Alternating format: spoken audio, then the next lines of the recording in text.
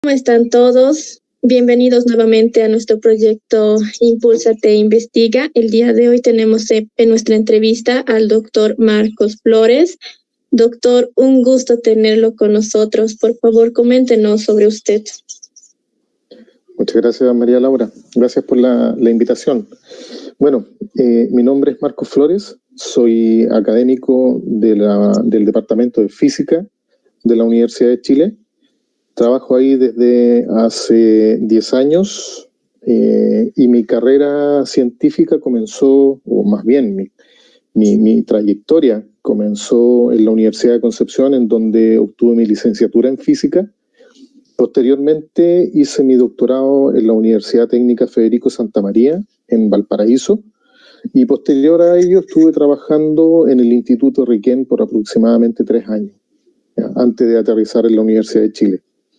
A través de toda mi formación fui obviamente partiendo desde la física, como muchos lo hacen, desde el punto de vista fundamental, para después caer en lo que era el área específica de la materia condensada y ya posteriormente evolucionar hacia la nanotecnología y la física de superficie. Pero en del mundo de la física de superficie, inevitablemente uno ve un sinfín de reacciones químicas sobre las mismas, que básicamente a través de estas reacciones químicas uno puede dibujar todas las aplicaciones que uno pudiese hacer en física de superficie. Así que para mí los últimos 15 años de investigación ha sido un transitar entre la física de superficie y mucha química, ¿ya? Y es ahí donde centro principalmente mi investigación actualmente. Interesante, doctor. Doctor, coméntenos acerca de cuándo y cómo fue que empezó su primera investigación. ¿Qué fue lo que lo motivó? A ver, dentro del proceso de formación, cuando yo estaba haciendo mi licenciatura en la Universidad de Concepción, aparecieron unas propuestas para hacer estadías de investigación en el Instituto Balseiro, ¿ya? Y después nos enteramos que esto fue súper informal, porque el profesor que me hacía clases de electromagnetismo en la Universidad de Concepción era muy buen amigo de un investigador ahí en el Instituto Balseiro, ¿ya? Y a través de ello hicieron la gestión para que hubiera intercambio de estudiantes. Te estoy hablando cuando yo era un estudiante de tercer año de licenciatura, ¿ya? Hasta ese momento yo estaba muy poco relacionado con lo que era la investigación, pero yo sabía que estaba fascinado por la investigación. Entonces fui desde este laboratorio donde uno hace los experimentos con el carrito que desliza por el plano inclinado a un laboratorio en el Instituto Balseiro, en donde se hacían experimentos de colisiones de partículas cargadas, donde había un súper acelerador. Para mí era un laboratorio fantástico. Entonces, al ver eso, los ojos me empezaron a brillar y ahí yo supe que esto de hacer investigación era lo mío. O sea, a eso yo quería dedicarme, ¿ya? Ya como que comenzaba a tomar cuerpo la idea de ser un investigador. Hasta antes de eso uno tenía sueños de pequeño, ahí se imaginaba con unos matraces haciendo líquidos de colores y que sucedía algo, pero ahora como que se encauzaba en una línea bien directa, ¿no? Eso podría yo como considerarlo mi primera investigación. De hecho, de esa estadía que hicimos con un amigo ahí, que estuvimos 2 meses en el Instituto Balseiro, pusimos un trabajo en una conferencia, ¿ya? Una conferencia internacional en Austria, me recuerdo muy bien, porque fue mi primer trabajo científico. Me gusta escucharlo hablar, doctor, todo motivado, recordando esa época. Doctor, díganos, ¿cuál fue su primer trabajo de investigación? ¿Cuál fue ese tema y cómo fue que lo fue desarrollando, no? Ya. Bueno, yo sabía muy poco de colisiones de iones. Lo que uno sabe de electromagnetismo o lo que te pasan en el colegio de partículas colisionando una con la otra, ¿ya? Y todo lo más era intuición, ¿ya? Entonces cuando nos dicen, oye, van a hacer estos experimentos, yo, genial, yo quiero decir estúpidamente o ingenuamente, lo primero que imaginé, vamos a ver estas partículas colisionando. Ok, hablamos de partículas atómicas o subatómicas, las cuales obviamente no teníamos posibilidades de ver, pero sí podíamos evidenciar el hecho de que una colisión había sucedido. Nosotros podíamos acelerar, ver un chorro de partículas, individualizarla, y cuando colisionaban, por distintas trayectorias, iban a parar a un detector. Entonces me significó aprender mucho de cómo generar partículas, de cómo tener partículas cargadas o cómo ionizarlas, el cómo funcionaban estos detectores y el cómo hacer un experimento sin ver, ¿ya? Eso se me abrió un mundo fascinante acerca de cómo uno puede observar la materia cuando no está a la vista. Y aparecen todas estas técnicas de mediciones indirectas, microscopías, espectroscopías, que te abren un mundo a un portal atómico que siempre va a ser invisible al ojo desnudo. Pero hay un montón de teorías las cuales uno requiere manejar para saber que el experimento está funcionando o estamos testeando una teoría en sí. Entonces, fue el meterme en un mundo completamente desconocido, sucedió rápidamente, y después de eso la fascinación por la investigación no paró. Y es así como después de pasar ese verano en el Instituto Balseiro, al año siguiente me fui a la Universidad de Alicante, en España, a trabajar en algo completamente distinto que tenía que ver con el hecho de holografía. Pero lo interesante es que se fabricaban hologramas para hacer pseudoespejos que deflectaban partículas. Entonces, yo seguía rondando en este mundo subatómico, ¿ya? Y posterior a ello, fui a tomar un curso en el Laboratorio Nacional del Sincrotrón, en Brasil. Y ahí, por las dimensiones, yo estaba completamente fascinado. Yo decía, este es el mundo donde yo quiero estar, aquí quiero hacer investigación. Sobre todo me fascinaba porque ahí había un montón de gente, físicos, químicos, biólogos, farmacéuticos, ingenieros de distintas clases, o distintas especialidades más bien, y todos trabajaban en conjunto. Y yo decía, yo tengo problemas para hacerme entender con un matemático, tengo problemas para hacerme entender con un químico, y aquí toda la gente trabaja junta. Y lo consideraba impresionante. Y veía físicos que entendían muy bien la estructura molecular de moléculas, valga la redundancia, cómo éstas se organizaban y cómo daban origen a las características químicas. Y yo decía, qué genial. Y ahí empecé a darme cuenta que física es todo. Todo. A través de fenómenos físicos uno puede entender todo. Puede entender la mecánica, la óptica, la electrónica, las funcionalidades de moléculas, en fin, puede entender todo. Y cómo uno puede llevar a cabo investigación interdisciplinaria o transdisciplinaria, en donde el origen comienza a dibujarse completamente. No sabes si el que estás conversando es físico, es químico, pero quiero decirlo en el sentido de que no es relevante. Hay un lenguaje común cuando uno está trabajando un problema de investigación, el cual ese lenguaje común te hace poner todas las disciplinas a disposición de resolver este problema que se está trabajando, se está investigando, ¿ya? Y es ahí en el laboratorio del sincrotrón donde yo quedé impresionado por la física médica. Cuando me hablaban de física médica, yo decía, bueno, aquí hay unos tipos que entienden muy bien cómo funciona la resonancia magnética nuclear y se hacen exámenes. Me imaginaba un tipo vendiendo rayos X para hacer exámenes de huesos y cosas así. Pero ahí uno descubre que el mundo de la física, de la farmacología, es fascinante.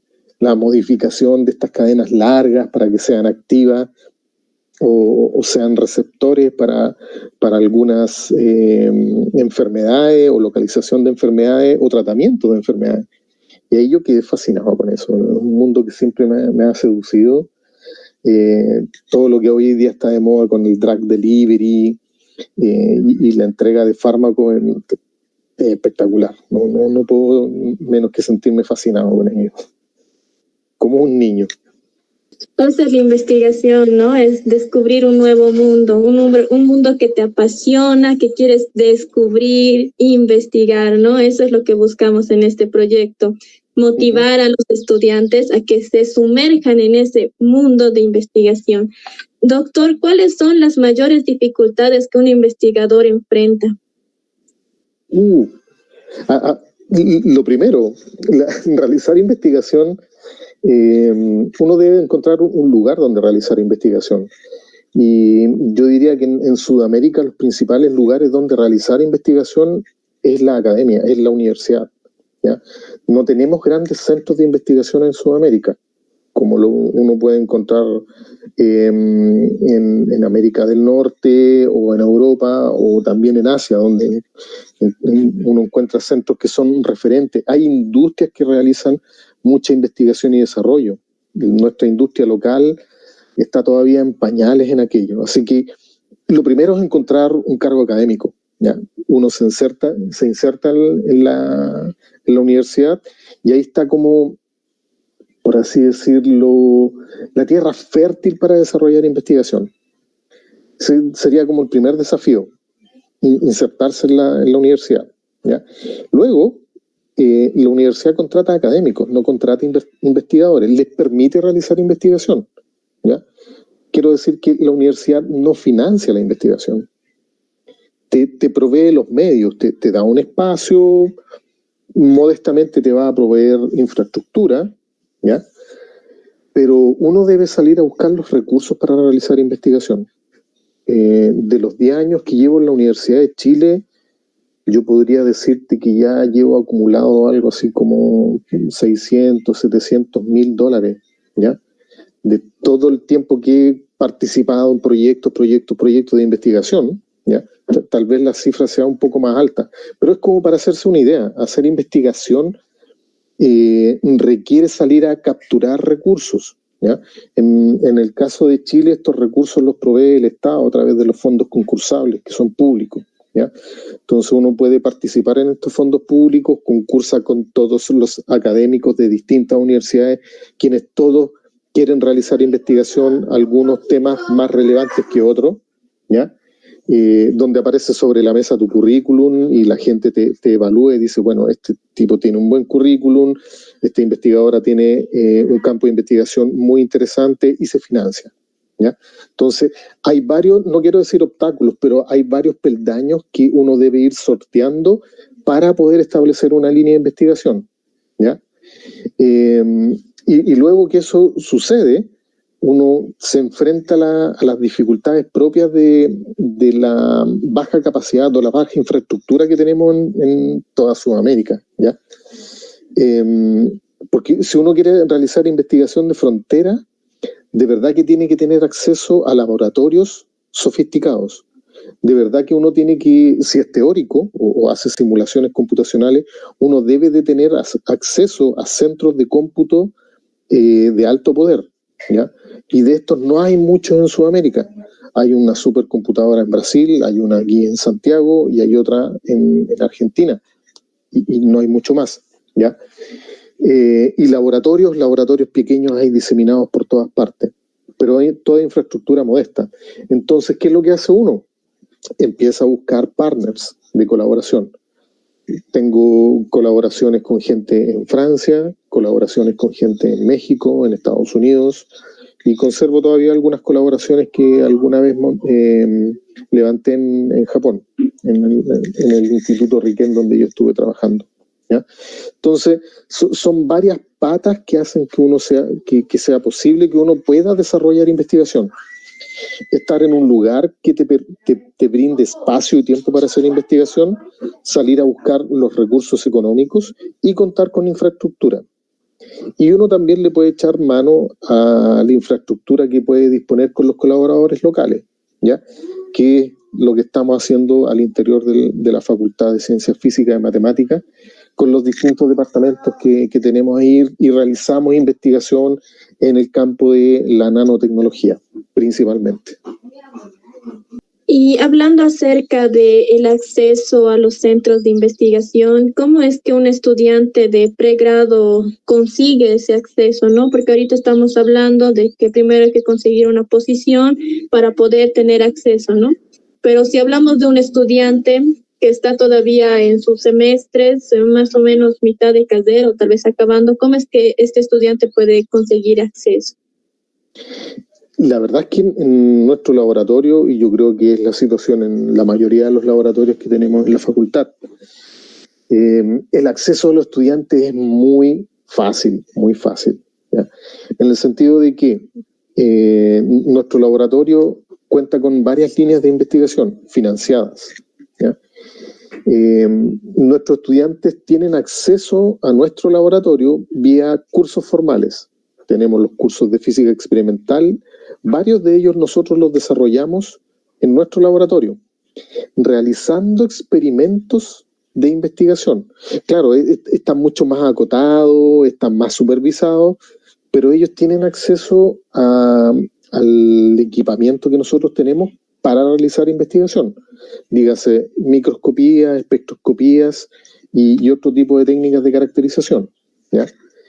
Luego, si el estudiante es un poco más avanzado en la carrera y, digamos, ya está terminando su licenciatura, sea en física, en química, en alguna ingeniería, tenemos las prácticas de verano.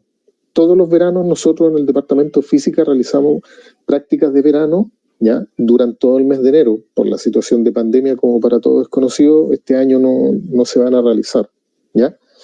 Pero tenemos una trayectoria de aproximadamente unos 15 años, 20 años haciendo estas prácticas de verano, donde los estudiantes están con nosotros en nuestro laboratorio todo el verano y nosotros los hacemos esclavos ahí en el laboratorio, están haciendo experimentos desde las 9 de la mañana hasta las 7 de la tarde y les damos cerros de artículos para leer y durante un mes ellos son investigadores. Y tratamos de hacerlo sonar lo más explotador posible, viven una forma de esclavitud moderna, pero ¿sabes qué, María Laura?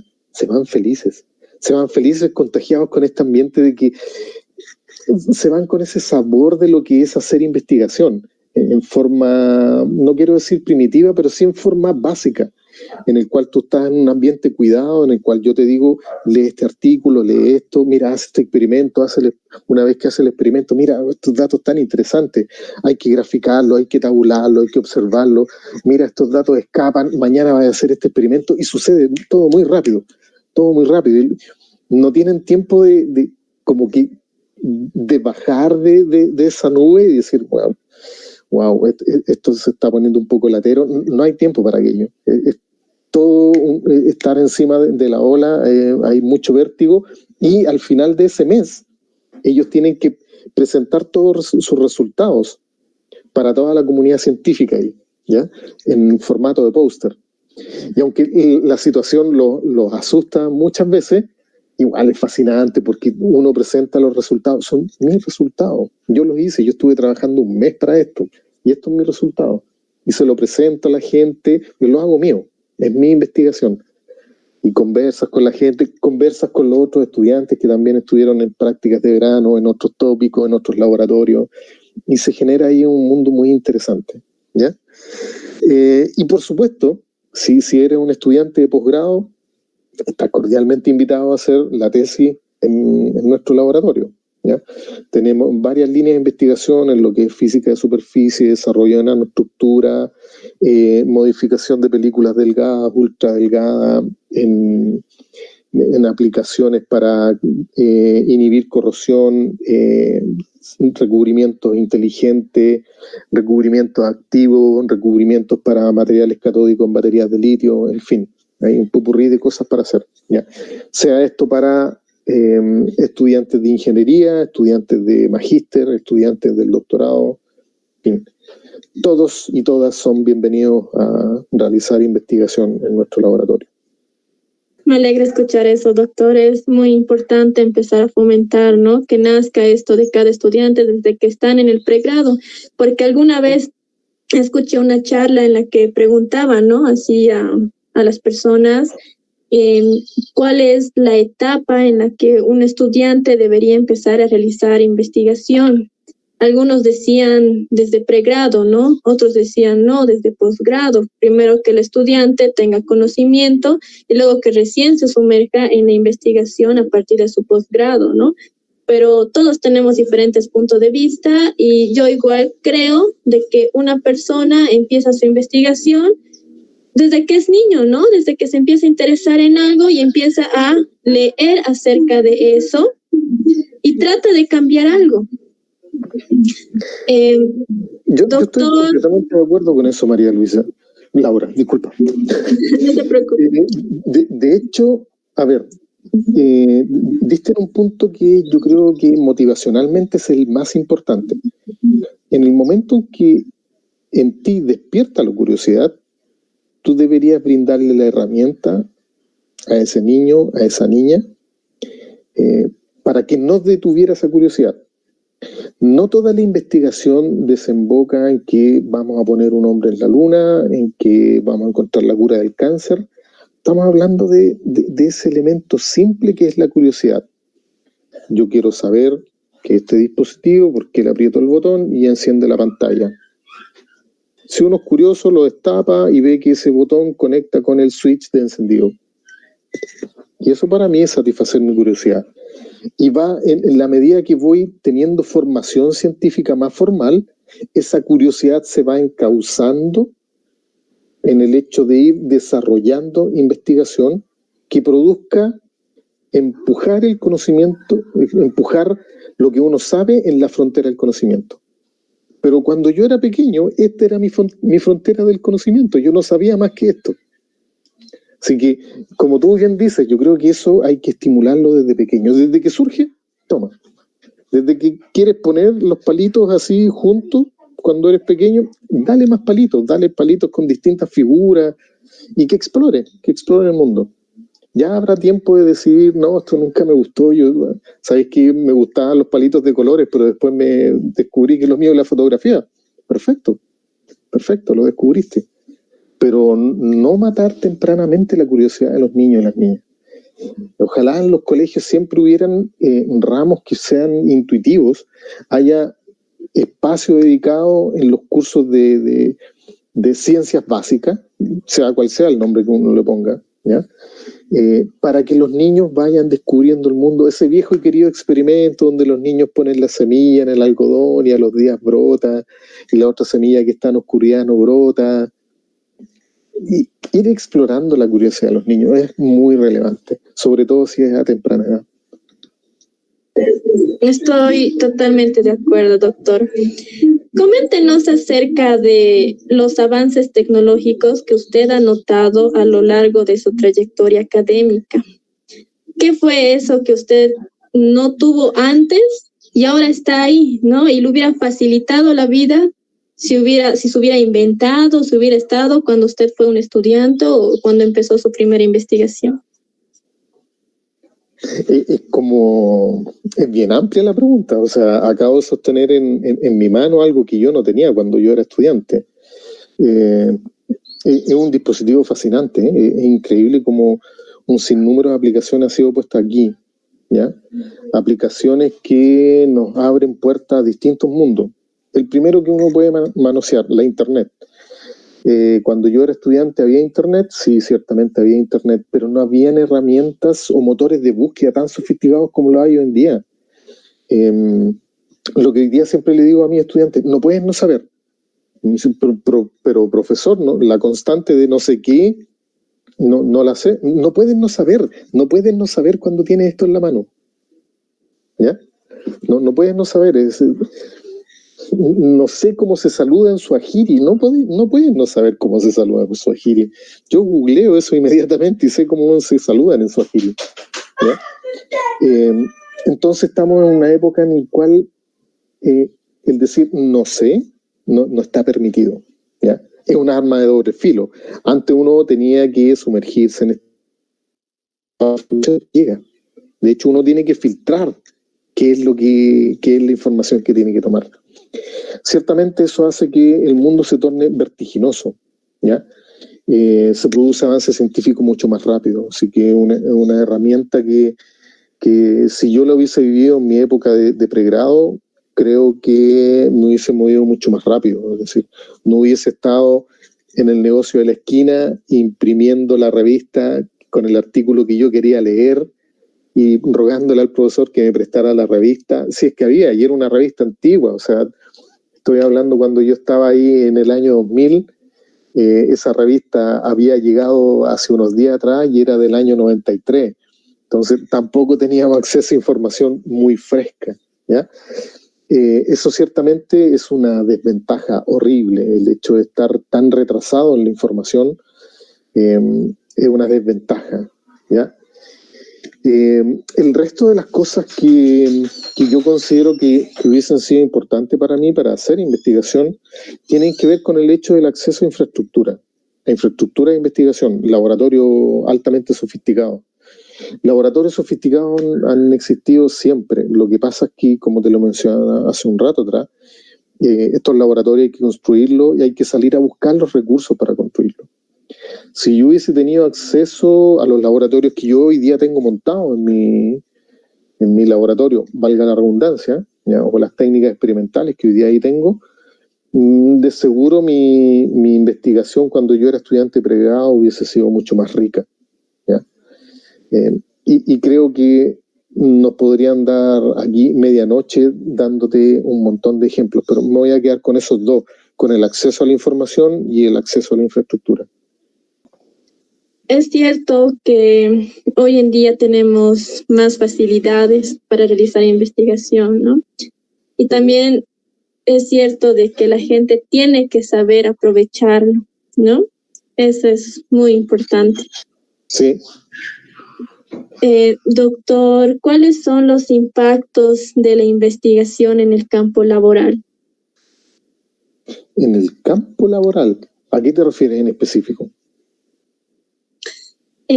¿Algún trabajo que usted haya realizado o que se haya realizado que haya cambiado algo en el campo laboral, algo que no se hacía y los haya facilitado a los trabajadores, no sé, de algún área, ya sea medicina, ingeniería? Mira, lo que yo hago es investigación fundamental, principalmente, ¿ya? No hago investigación aplicada, ¿ya? Mi motivación va por el lado de investigar materiales que tengan potenciales aplicaciones.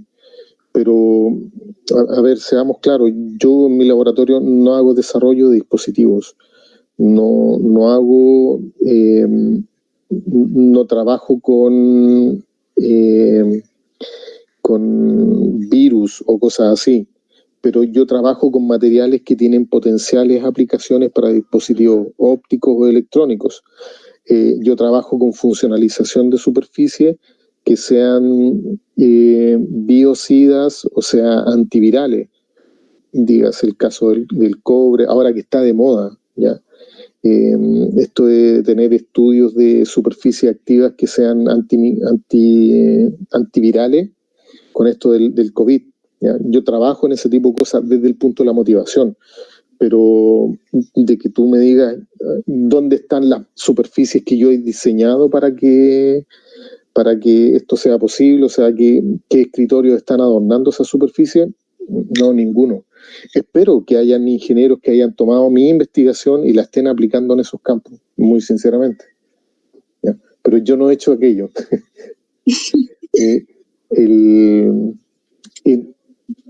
Es otro el perfil del investigador que hace aquello, el que hace investigación aplicada, ¿ya? Pretendo contagiar a mis estudiantes con ese perfil, pero yo no tengo ese perfil, ¿ya? Como digo, yo soy capaz de ver una problemática en el mundo real, como te da, por ejemplo, viene el virus del COVID y se sabe que en distintas superficies, sean plásticos, madera, papel, esto perdura días. Pero cuando se posa en una superficie metálica, específicamente del cobre, lo que hace es que este virus muere en cosa de horas, ¿ya? Entonces, para mí es súper simple que ya diseñemos esta superficie de cobre, pero resulta que el cobre en condiciones ambientales oxida. El óxido de cobre no es antiviral, no es antimicrobiano tampoco, ¿ya? De hecho, muy por el contrario, las tuberías de cobre cuando se oxidan, proliferan muchas bacterias que devoran también el óxido, ¿ya? Se generan varios estratos. Entonces, para mí el problema fundamental es cómo estabilizar la valencia cero de ese cobre en superficie. Entonces ahí entro con la funcionalización molecular, pero me interesa que esta superficie esté activa de tal forma que cuando otra vez se pose un bicho en esa superficie, la superficie sea activa y lo mate, sea antiviral, sea antimicrobiana, ¿ya? Y hasta ahí llego yo, ¿ya? Y hago estos experimentos en esta superficie, maximizo la superficie expuesta, se hacen estudios sobre Escherichia coli, u otro bicho que esté disponible, pero hasta ahí llego yo, ¿ya? Como te digo, espero que esta investigación haya fascinado a algunos ingenieros y hayan hecho la aplicación. Muy interesante, doctor. Me parece ese tema de investigación aplicada, no lo había visto desde ese punto de vista, ¿no? Pero bueno. ¿Podría hablarnos acerca de los trabajos de investigación, no sé, los que quisiera comentarnos ahorita, por lo menos unos 3, así? A ver, ahorita. La pantalla es toda suya, sí va a presentar. Perfecto. Ya. Entonces, lo que tengo aquí es la presentación de mi grupo de investigación. ¿Ya? Somos del grupo de laboratorio de superficie y nanomateriales. Nos especializamos en investigación en física de superficie, nanoestructuración y formación de materiales nanoestructurados. ¿Ya? Y también participo del núcleo Milenio Multimat, donde nos especializamos en superficies, en superficie y potenciales aplicaciones de las superficies de distintos materiales. ¿Ya? Entonces, una de las líneas de investigación es modificación superficial, y aquí ya llevo trabajando una porrada de años. ¿Ya? De la investigación que realizamos nosotros, tenemos típicamente lo que es el depósito de recubrimientos metálicos sobre superficies aisladoras. Y aquí para distintas aplicaciones, por ejemplo, enervar circuitos eléctricos o electrónicos nanoestructurados, se hace a través de estas técnicas. Nosotros hacemos deposición no desde métodos químicos, sino que mediante métodos físicos, principalmente. Entonces, aquí tenemos un campo floreciente porque el hecho de entender cómo se forman las películas delgadas o cómo se forman estas estructuras metálicas en sustratos aisladores es un campo per se interesante, ¿ya? Si nosotros aumentamos los espesores hasta tener películas eléctricamente continuas o topográficamente continuas, nosotros ya no podemos interactuar con este tipo de sistemas, podemos hacer medidas de transporte de carga, podemos hacer estudios fundamentales de interacción de iones altamente cargados con esta superficie, en fin.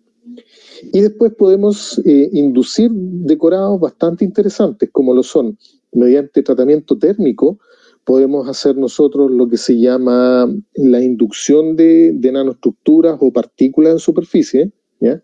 Típicamente lo que hacemos nosotros es inducción de micro y nanopartículas metálicas sobre sustratos aisladores. ¿Qué es lo que se distingue respecto a la ruta inicial de hacer los depósitos? Es que las partículas se posan en cualquier punto, pero cuando uno hace el tratamiento térmico se generan puntos en los cuales las partículas se van nucleando, crecen y forman como gotas. La distribución de tamaño es mucho más uniforme y uno puede sacarle mayor partido a las propiedades ópticas y electrónicas de estos sistemas, ¿ya? En fin, hay muchas aplicaciones ahí que se pueden realizar. Y si todo eso nos los hace felices, nosotros también trabajamos en estas superficies metálicas, en estas películas metálicas delgadas. Nosotros hacemos recubrimientos, principalmente recubrimientos con moléculas, lo que se denomina self-assembled monolayers, ¿ya?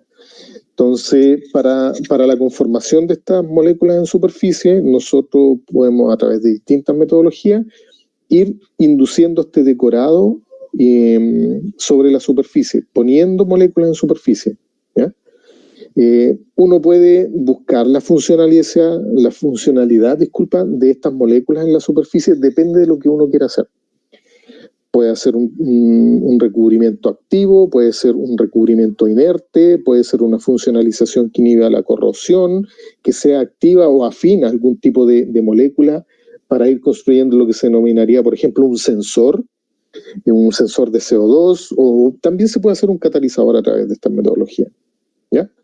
Entonces, nosotros hacemos la caracterización de estas moléculas en superficie a través principalmente son técnicas de microscopía que nos permiten determinar cuáles son los arreglos que hay ahí en superficies, ¿ya? Entonces, a través de esa investigación, te quería poner un ejemplo, o sea, a ver. Nosotros, a través también de lo que es la espectroscopía, disculpa si esto sale un poco desordenado, no tenía planeado mostrar esto, ya. Una vez que nosotros ponemos las moléculas en superficie, nosotros nos interesa saber cómo están dispuestas estas moléculas en superficie. Aquí te estoy mostrando unas imágenes de microscopía de cómo lucen estas moléculas cuando se posan en superficie y se autoorganizan, ¿ya? Aquí tenemos el ejemplo de alcanotioles sobre superficies de oro, que son aplicaciones muy interesantes, lo que tiene que ver en entrega de fármacos para hacer nanopartículas y guiarlas dentro del torrente sanguíneo para entregar fármacos, ¿ya? Y también tenemos las aplicaciones de curcuminoides también en superficies de oro, que aquí estudiamos desde el punto de vista fundamental cómo es que estas moléculas se posan en la superficie y cuáles son las características electrónicas, ¿ya?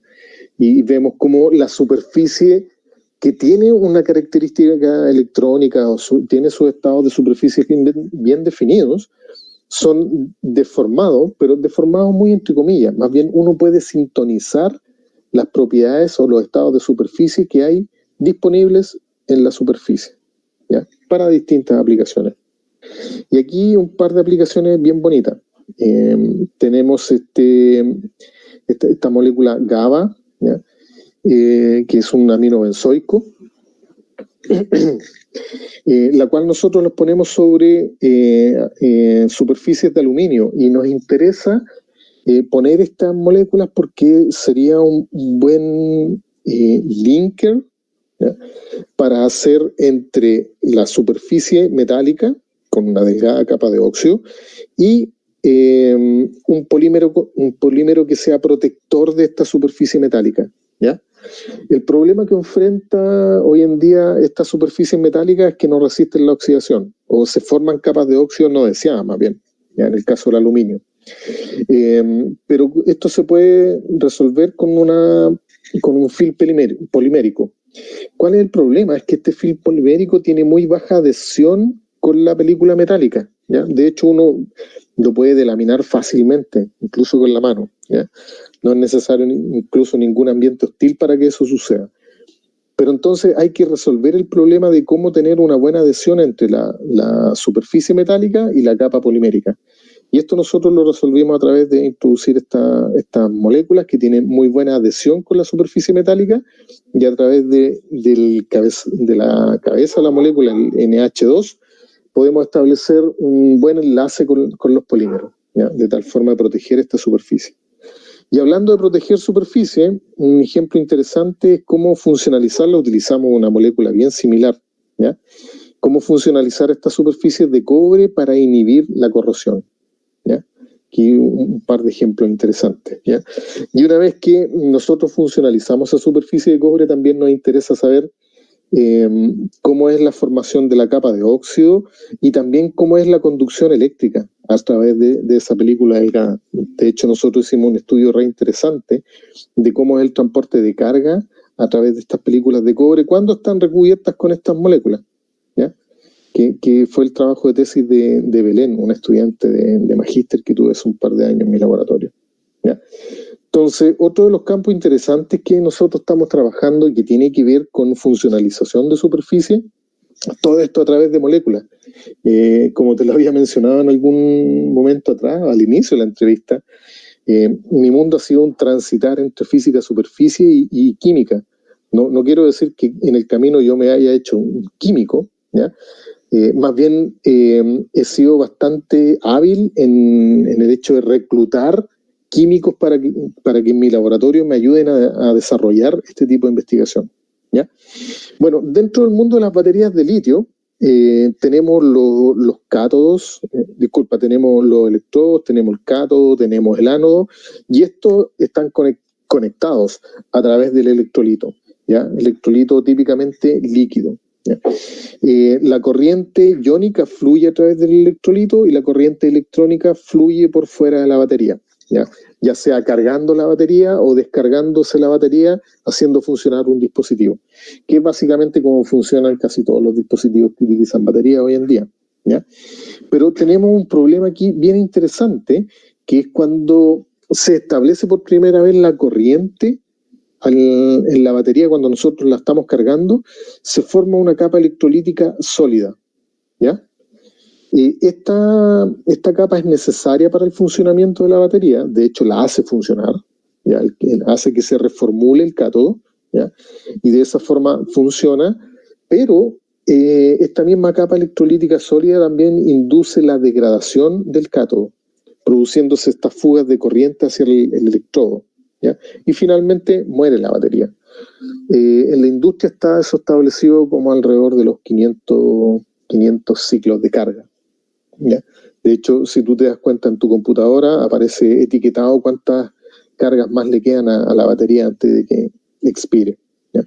Entonces, nosotros nos pareció interesante este problema. De hecho, nos pusimos a trabajar en materiales de pentóxido de vanadio, que son materiales laminares que pueden ser utilizados como materiales catódicos en baterías de litio, y nos abocamos a la forma de identificar correctamente cómo es la superficie. Y otra vez, aquí la tarea es encontrar una molécula para funcionalizar esta superficie, de tal forma que la superficie pueda estar protegida del ataque, o podemos nosotros primeramente, en forma intencionada, construir esta capa electrolítica sólida. No que la forme la batería en su funcionamiento, sino que nosotros se la damos cocinada al sistema, ¿ya? Entonces, nosotros planteamos la utilización de este tipo de moléculas tipo PAVA. Hicimos la caracterización espectroscópica de cómo se posan las moléculas en la superficie a través de esta técnica de XPS resuelto en ángulo. Y lo que nosotros determinamos es cómo está configurada la molécula en superficie a través de esta técnica de medición. Y determinamos que estaba enganchada a través del terminal carboxílico y dejaba libre el amino. Esto es contraintuitivo para cualquier químico, ¿ya? Pero es como nos resultó, y vemos que el funcionamiento en modo batería es mucho más bondadoso, ¿ya? Entonces, hay un popurrí básicamente corriendo de algunas de las investigaciones que estamos desarrollando en nuestro laboratorio, así muy a la rápida, ¿ya? No pretendía que fuera una presentación tampoco tan formal, ¿ya? No se preocupe, doctor.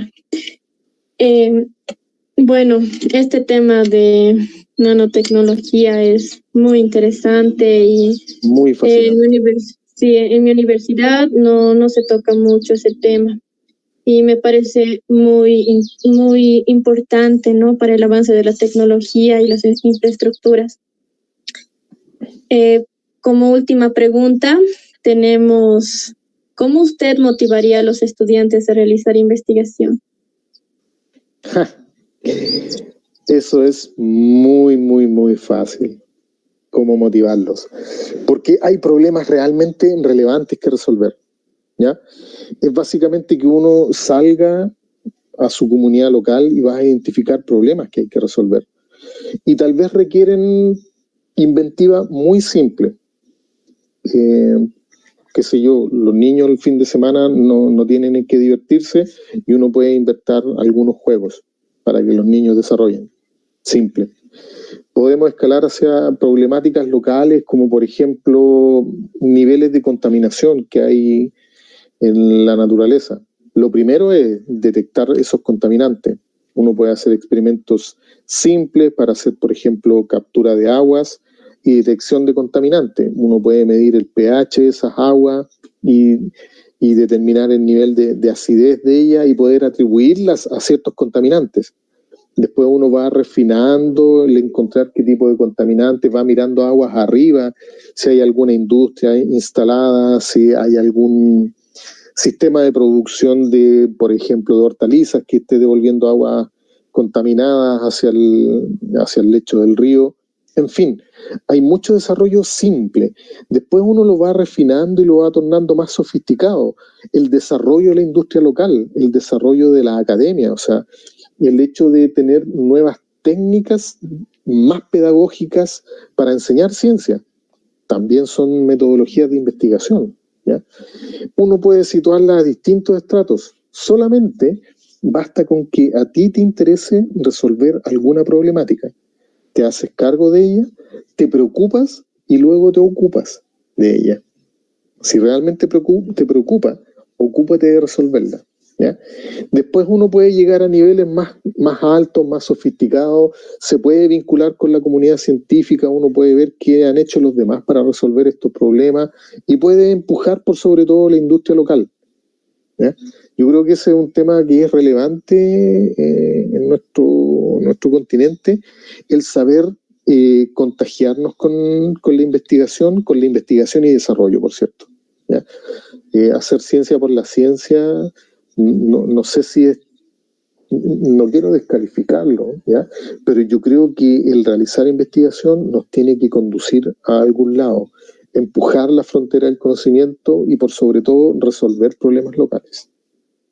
Así que los convido a todos y a todas a hacerse cargo de estos problemas que nosotros estamos viviendo, sean pequeños o sean grandes, requieran soluciones simples o soluciones complejas, requieran esfuerzos individuales o equipos multidisciplinarios de gente para resolverlo, pero por favor háganse cargo, porque nos va a traer profundos beneficios.